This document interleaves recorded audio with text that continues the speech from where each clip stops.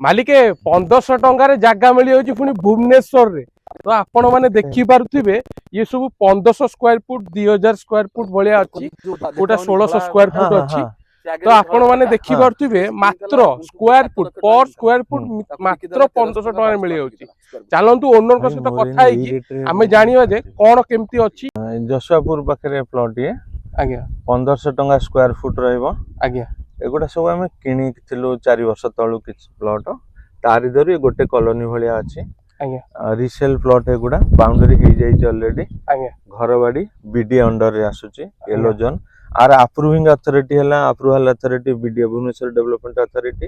आज्ञा रंग बजार 2 किलोमीटर पाखापाखि, रविटकी छकरू 7 किलोमीटर। आज्ञा आप कल्पना बाटा शोरूम रु 8.4 हम। आज्ञा आ भितर इलेक्ट्रिफिकेशन 14टा आम 63 केबी गोटे अप्लाई कर 63 केबी पड़ो। आज्ञा आउ इंटरनल कंक्रीट रोडटा आमे करके दबो। एटा कंक्रीट रोड करके दबो। टोटल रोडटा कंक्रीट करके रोडटा केते स्क्वायर फुट अछि?